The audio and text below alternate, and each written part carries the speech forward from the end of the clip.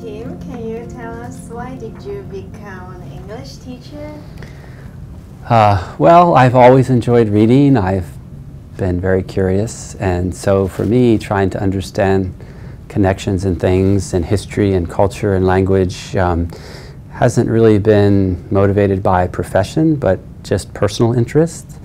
So in becoming an English teacher, I took a path that was just very natural for me, a way that I could keep reading and learning and help others to do the same thing, which is also part of my personality. So nowadays I often hear this advice given to students that they should do what they love and the rest will follow.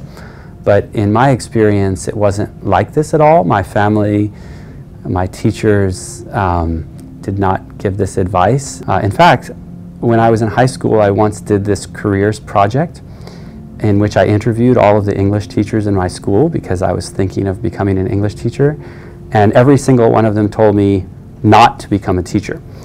And they all had different and very interesting reasons, which I can still remember. So that influenced me a lot, and I went to university as a business major. But on my first day, my first class, I sat through something called business calculus.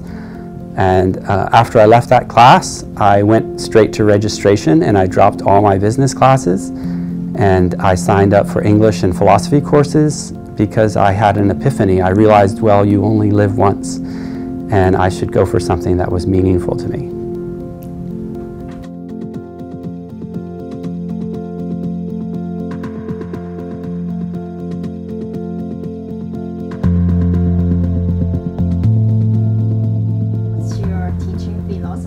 Wow, teaching philosophy. I think that's very profound, and I don't really have a coherent teaching philosophy, but I think there are principles that I like to follow, muses, that have inspired me. One of these may be just to follow the inspiration that started it all, which is to keep searching for meaning and encourage my students to keep pursuing what is very meaningful to them.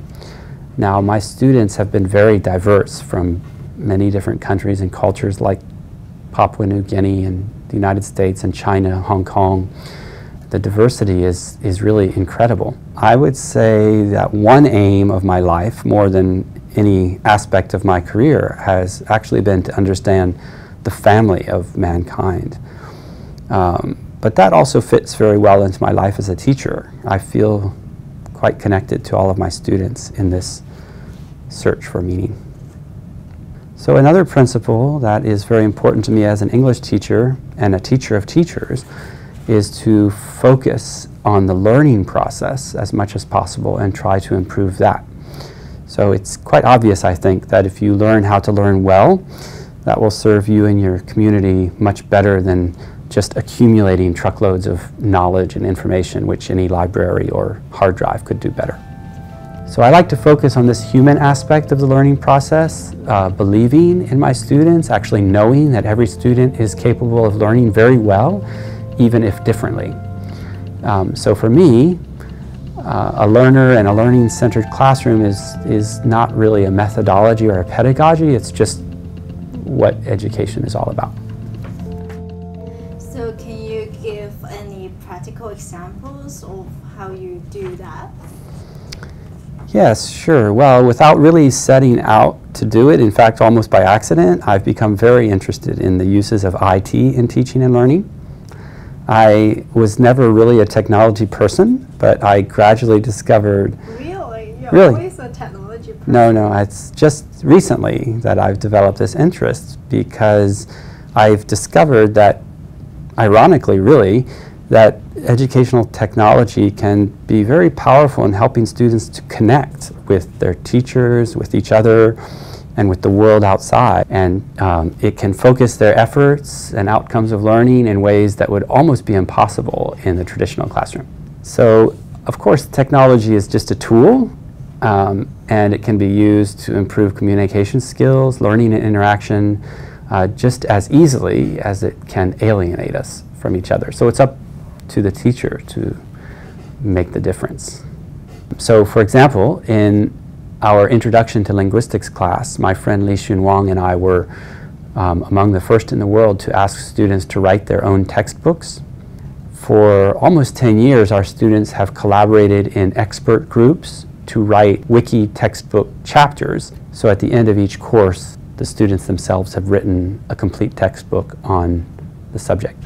They work collaborating very closely with their groups. They do it online. They get feedback and comments from their classmates, and they're very deeply engaged with their fellow students, with the topics, with the teachers, and I don't think that would be as possible at that level without IT. So another more recent example is my use of blogs as a kind of teacher or classroom LMS, learning management system. This, I think, fills an important gap because at the university we have Moodle, and we use Moodle, but most primary and secondary teachers in schools in Hong Kong won't have Moodle in their schools. So a simple blog can serve as a real virtual classroom that allows me to share content, conversation, interaction with activities with students anytime. It's convenient for them, it's easy, it's very natural. We interact through these activities, commenting on posts, working on common texts with their classmates in ways that for most students is easier than working face-to-face. So the students can choose whatever the best time is for them to work and spend as much time or little time as they need doing these activities. It's very adaptable. And also by teaching using this platform and these methods, all of which I've learned just by trying them out and trying to refine and improve and adapt them, my students, who will also be teachers or are teachers, also learn how to use them with their students, and I'm trying to encourage them to learn by doing. So I could say that constantly changing my approach, trying to develop and refine them, learning by trial and error is another one of these principles of my approach to teaching. Do you have any other examples of using technology in your own teaching?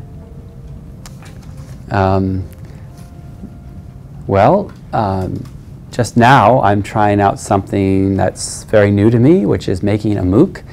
So several of my colleagues in the faculty and I are launching a MOOC called The English You Didn't Learn in School, which is a title that I really love.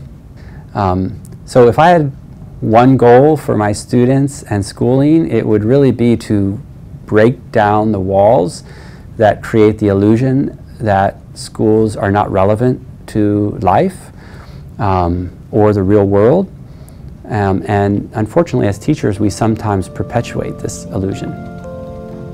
So I think we should embed learning deeply in the real world, in the skills that our students will need as citizens, as members of their community. And the more that we as teachers can understand the students' real lives and the needs of the world that they will be living in later, the more that we can help them and make their education relevant. At the same time, outside of English, it's outside of England, not outside of English. Developing this MOOC has, for me, been a great opportunity to collaborate with my colleagues and practice some of these skills of creating teacher-made digital content, something that I think all future teachers really need to be aware of and comfortable with. So Zhuangzi and Huizi were walking by the river when Zhuangzi said, "See how the fish swim around wherever they please. That's what fish really like. They're so happy." So I'm also trying to practice what I preach, learn by doing, understand my students very well, collaborate closely with colleagues, and learning by trial and error. And of course, keeping an open mind.